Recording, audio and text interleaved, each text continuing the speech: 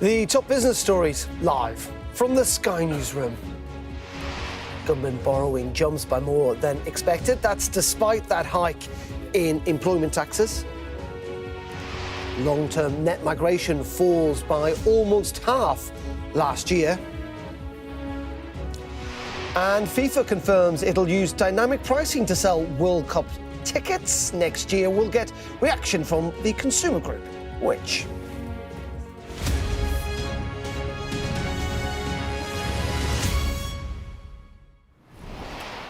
Very good morning. Welcome to Business Live on this Thursday with me, Darren McCaffrey. UK government borrowing unexpectedly rose in April, piling pressure on the Chancellor ahead of a high-stakes spending review next month.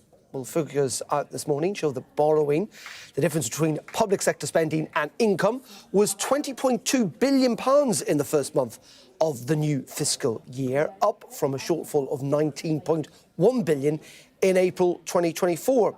Economists polled by Reuters had forecast that government borrowing would fall to £17.9 billion last month. Well, let's bring in Anna Gross, who's political correspondent at the Financial Times. Anna, good morning to you. Frankly, this is not a great start to the new tax year for the government. Absolutely not. I think, you know, it's always bad when borrowing rises, but it's an added punch when it rises much higher than economists expect, because that has knock-on ramifications for markets. You know, they will have been hoping, as you say, for the national insurance increase. And I'm really sorry, I know you've just stopped talking, but we're going to have to actually go to the House of Commons now, where the Justice Secretary is making a statement on sentencing. Let's have a listen in. Prisons, probation and victims' rights organisations. The government is grateful for its recommendations. I will ensure a copy is deposited in the libraries of both houses, and today I will set out our in-principle response. But first, it is essential that we set this review in its proper context. A year ago today, the party opposite called an election. They did so because they were confronted by the prospect of prisons about to collapse. Rather than confront their failure, they chose to hide it and hoodwink the public into re-electing them. It didn't work, but their legacy lives on. Our prisons are, once again, running out of space, and it is vital that the implications are understood. If our prisons collapse, courts are forced to suspend trials. The police must halt their arrests. Crime goes unpunished, and criminals run amok and chaos reigns. We face the breakdown of law and order in this country. It is shameful that in this day and age, we are confronted by this crisis once more. Absolutely. The reasons are clear. The last government added just 500 places to our prison estate, while at the same time, sentence lengths rose. And as a result, the prison population is now rising by 3,000 each year. And we are heading back towards zero capacity. It now falls to this government to end this cycle of crisis. That starts by building prisons. Since taking office, we have opened 2,400 places.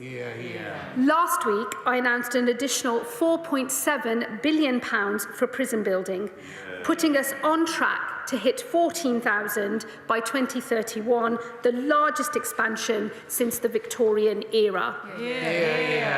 This investment is necessary, Mr. Speaker, but not sufficient. We cannot build our way out of this crisis. Despite building as quickly as we can, demand for places will outstrip supply by 9,500 in early 2028. And that is why I commissioned the sentencing review. Its task was clear. This country must never run out of prison places again. There must always be space for dangerous offenders. At the same time, the review was tasked with addressing the fact that our prisons too often create better criminals, not better citizens. Instead of cutting crime, they are breeding grounds of it. The reviewers have followed the evidence and the example of countries around the world. Today, I present an initial response with further detail to follow once legislation is placed before the House. Let me start with the report's central recommendation, the move to a three-part sentence called the earned progression model, which the government accepts in principle. Under this model, an offender will not necessarily leave prison at an automatic point. Instead, their release date will be determined by their behaviour. If they follow prison rules, they will earn earlier release. If they do not, they will be locked up for longer. This echoes the model I witnessed in Texas earlier this year, which cut crime and brought their prison population under control. Under this new model, offenders serving standard determinate sentences with an automatic release of 40 or 50% will now earn their release. The earliest possible release will be 1/3, with additional days added for bad behaviour.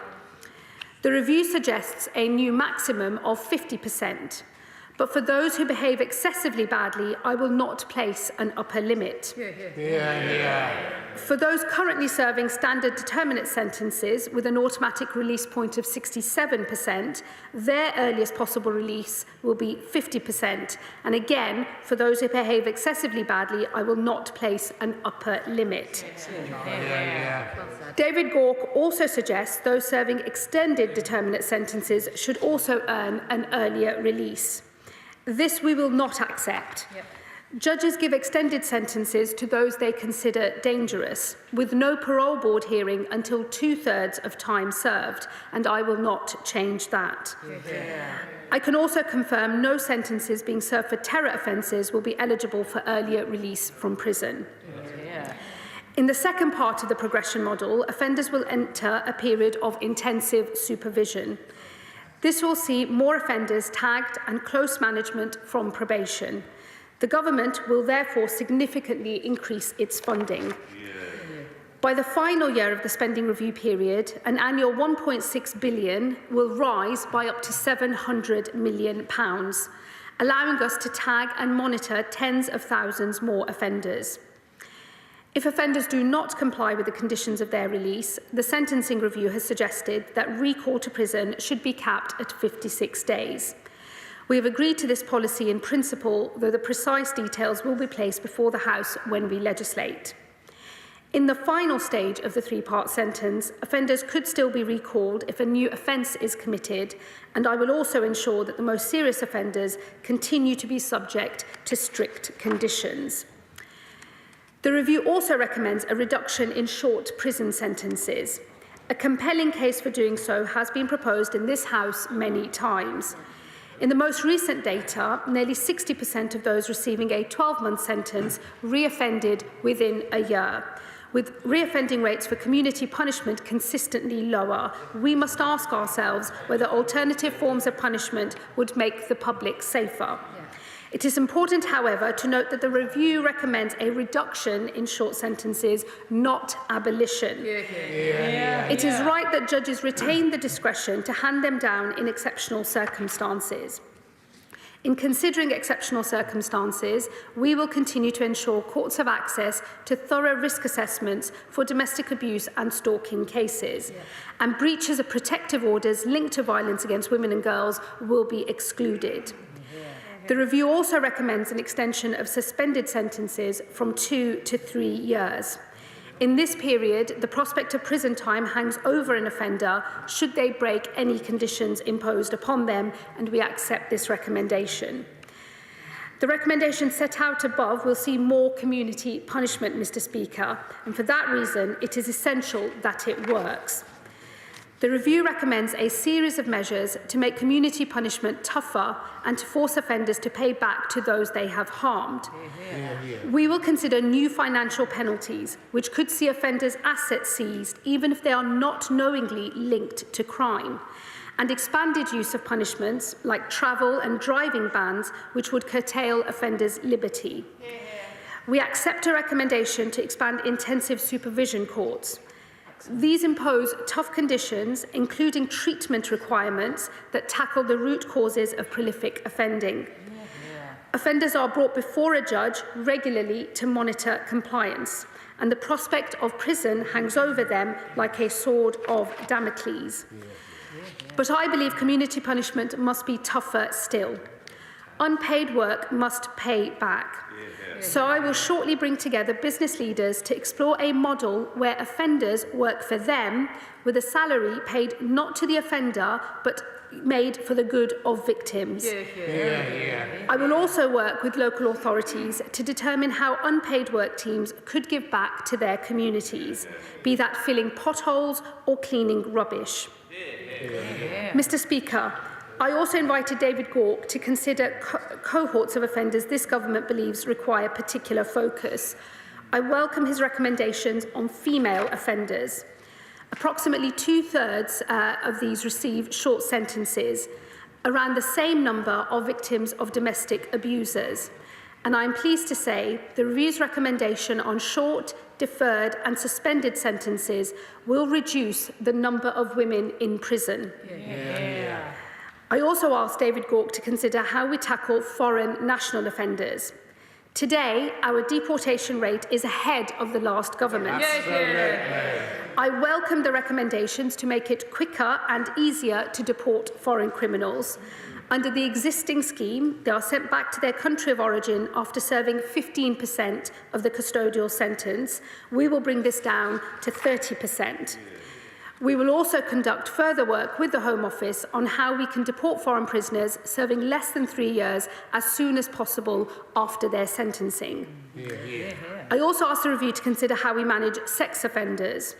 The review has recommended we continue a pilot of so-called medication to manage problematic sexual arousal. I will go further, with a national rollout beginning in 2 regions covering 20 prisons, and I am exploring whether mandating the approach is possible.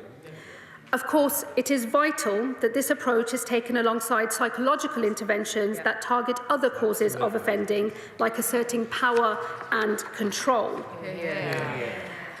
Mr. Speaker, when discussing sentencing, it is too easy to focus on how we punish offenders when we should talk more about victims. Everything I am announcing today is in pursuit of a justice system that serves victims.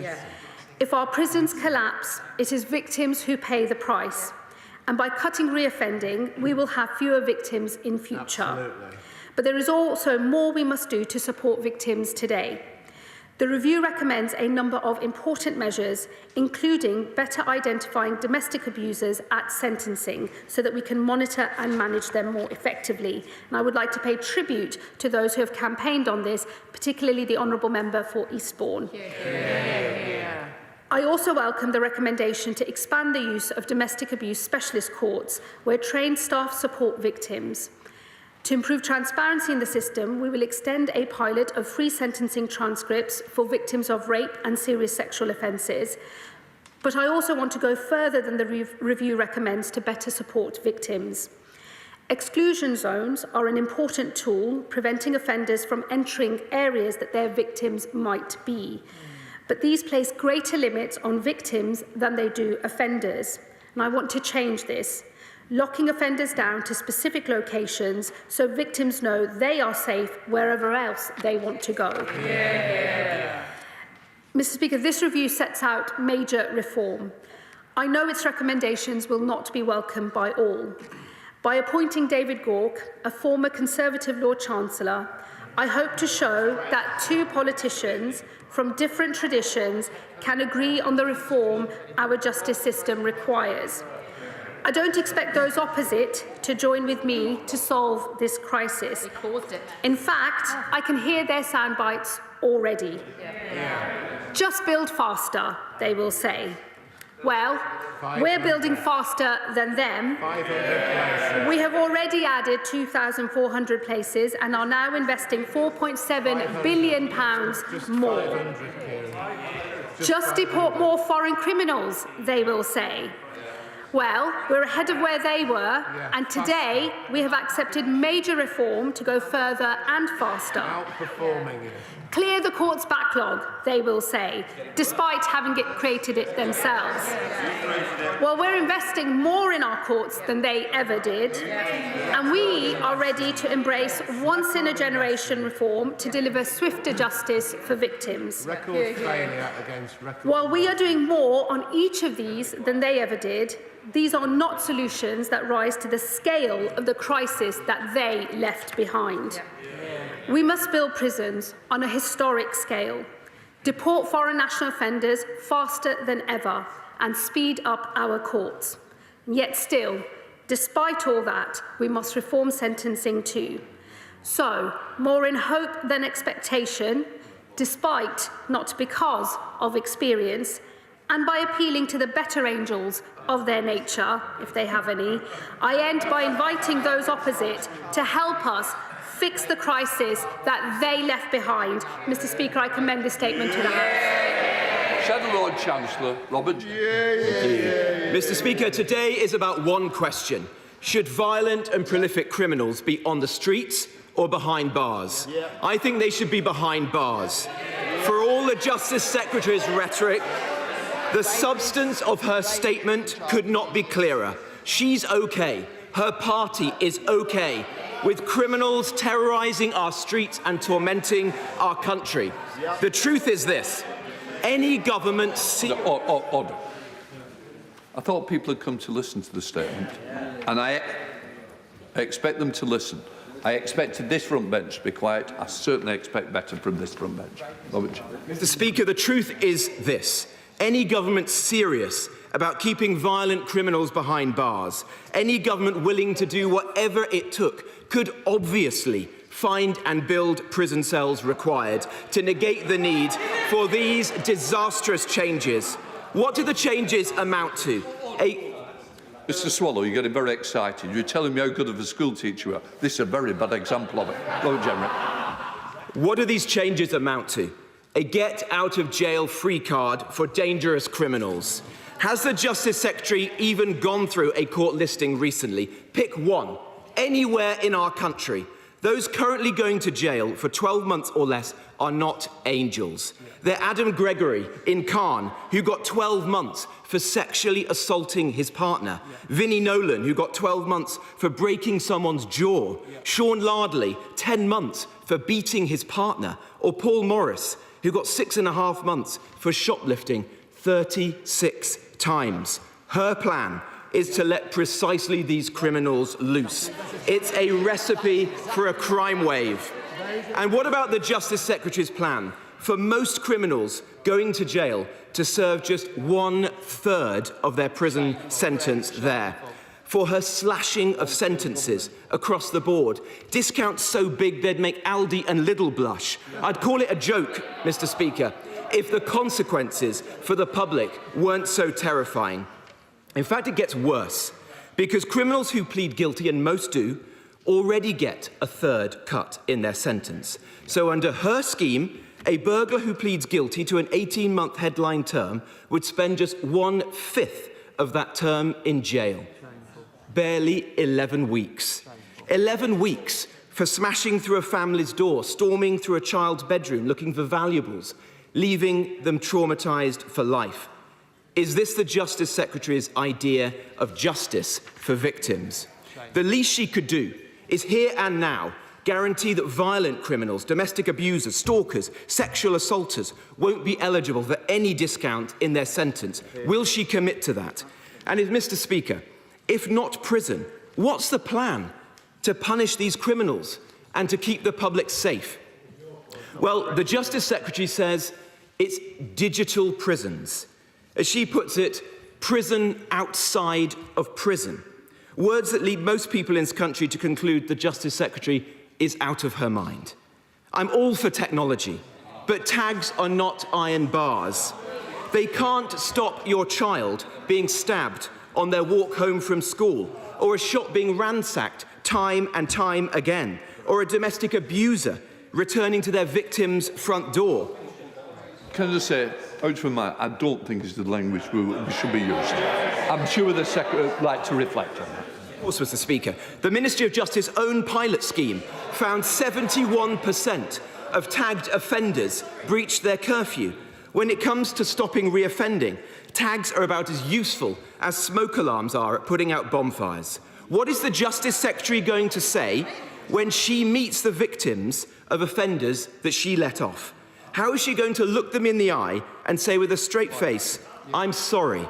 We're looking into how this criminal escaped from their digital prison cell. Mr. Speaker, her reforms are a recipe for carnage. I urge the Justice Secretary to change course, to make different choices. Yes, choices. Choices we knew they would make from the day the Prime Minister handpicked Lord Timpson as Prisons Minister, a man who's on the record saying a lot of people in prison shouldn't be there. 2/3 of them, in fact, he said, that they'd been there for far too long. The Labour Party are clearly ideologically opposed to prison, which is why they're letting criminals off with a get-out-of-jail-free card, rather than deporting the 10,800 foreign national offenders in our prisons, 1 in every 8 cells, and it's rising under her watch. If she's actually serious about keeping violent criminals off our streets and finding the cells that are needed, will she bring forward legislation tomorrow, disapply the Human Rights Act that is stopping us from swiftly deporting foreign national offenders? Mr. Speaker, there are 17,800 prisoners on remand, awaiting trial. Again, that figure has risen under the Justice Secretary. In fact, her own department's figures forecast that it could rise to as many as 23,600. Is she serious? Will she commit to taking up the Lady Chief Justice's request for extra court sitting days to hear those cases and free prison spaces? Mr. Speaker, if she's serious, will she commit, here and now, to building more than the meagre 250 rapid deployment cells her prison capacity strategy says she's planning to build this year? They have been built in 7 months before, and they can be built even faster. If she was serious, she would commit to striking deals with the 14 European countries who have spare prison capacity, renting their cells from them at an affordable price, as Denmark is doing with Kosovo. Mr. Speaker, between 1993 and 1996, her beloved Texas, the state she modelled these reforms on, a state that, by the way, has an incarceration rate 5 times higher than that of the United Kingdom, built 75,000 extra cells. If the government was serious, why can't they build 10,000 in a similar time period? Mr. Speaker, Labour aren't serious about keeping hyper-prolific offenders behind bars. In fact, there's nothing in the Justice Secretary's statement on locking them up or cutting crime, because their party doesn't believe in punishing criminals, and it doesn't really believe in prison. The radical, terrible changes made today, cloaked in necessity, but the root of them is their ideology, and it's the public who are going to be paying the price for her weakness. Lord Chancellor. Wasn't very much of a shout. Oh, Mr. Speaker, the Shadow Minister opposite talked about serious government. If his government that he was a part of had ever been serious, they would have built more than 500 prison places in 14 years in office. He is a new convert to the prison building cause. He and his party have never stood up in this chamber and apologised for only adding 500 places in 14 years. I want the same respect from this side as well. If I was waiting for... We understand each other. Speaker, if I was waiting for respect from the members opposite, I'd be waiting a long time. It's a good job I don't need it. Mr. Speaker, he talked about iron bars, but he was part of a government that did not build the prison places that this country needs. Unlike him, I take responsibility, and it has fallen to me to clean up the mess he and his party left behind. Let me spell out out for him, Mr. Speaker, in case there is any confusion of what happens when he and his party leave our prison system on the brink of collapse, which is exactly what they did, and the prospect that faced me on day one when I walked in to the Justice Department. When prisons are on the verge of collapse, Mr. Speaker, you basically only really have two choices left at your disposal. You either shut the front door in or you have to open the back door out. His party knew that that is the situation that they were confronted with, but did they make any decisions? No, they just decided to call an election instead. They did a runner and the public put them in their current position, and if they ever want to get out of that... Pretty rowdy scenes in the House of Commons this morning with Shabana Mahmood there, the Justice Secretary, confirming that a national rollout covering 20 prisons will pilot the use of chemical castration of sex offenders, and also the government exploring whether it will be on a mandatory basis. Let's bring in Alice Porter, who was also watching that exchange with the Shadow Justice Secretary, Robert Jenrick, as we were. As I say, it was pretty robust stuff, but this is based on this independent sentencing review that the government launched last year. Yes, that's right. And I think if Shabana Mahmood was hoping by choosing David Gauke to lead the sentencing review, a Conservative, presumably hoping she was going to get cross-party support. But from that very robust response we had there from Robert Jenrick, who said that this was a recipe for a crime wave in terms of Shabana Mahmood's response today, I think we've then got a much greater sense of how divided Parliament is on this issue, because Shabana Mahmood has very much endorsed these key recommendations that have been put forward by David Gauke in the sentencing review. The key one being that some criminals, including violent offenders, including sex offenders, some of them could be released after only serving a third of their sentence if they've had good behaviour. That was one of the key recommendations. But she also talked about deporting foreign criminals as well. At the moment, she said that foreign nationals are deported at a rate about 30% through their sentence. But she said she wants to bring that down to 15%. But that was certainly not enough for Robert Jenrick, who's very much his key message was that the government needs to be building more prisons to deal with the crisis that the government finds itself in. That's very much their key issue, and that is saying that, in fact, more people should be put behind bars, not less. So clearly, the government very divided on this issue. OK, Alice, thank you very much for that. That's it from me. We'll be back at 4:30 this afternoon. Gigi will be down for Bye.